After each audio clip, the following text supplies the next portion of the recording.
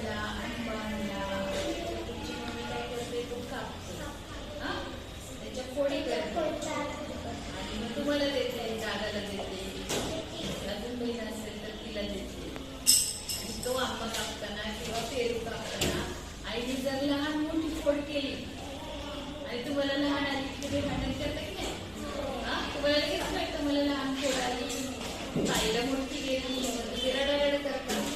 मम्मीला काय म्हणतात, तू काही पेरूचे समान भाग केले नाही. तुम्हाला समान भाग आणि समान नसलेले भाग समजतात. आता हे बघा, आपला हा काय येते यापूर्वी तुमच्या ओळखीचे याला काय म्हणतात, याचे जर आपल्याला दोन समान भाग करायचे असतील तर आपण असे पण करू शकतो आणि असे पण करू शकतो आणि असे पण करू शकतो. ओके, तर ह्या येताचे दोन समान भाग केले असे आपण पुढे, हा अर्धा भाग लाल रंगाचा, हा अर्धा भाग निळ्या रंगाचा. आता आपण त्या येताचे आडवे दोन समान भाग केले, हा पिवळा भाग अर्धा भाग आणि हा काळा भाग अर्धा भाग. आता आपण असे तिरके केले, आपल्याला त्रिकोणी आकृती मिळाली, दोन त्रिकोण मिळाले.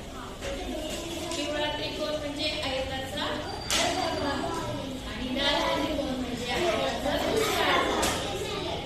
याला म्हणायचं पूर्ण आयत, यातला अर्धाच भाग घेतला, याला पूर्ण म्हणायचं, यातला अर्धाच भाग घेतला, अर्धा आयत, यातला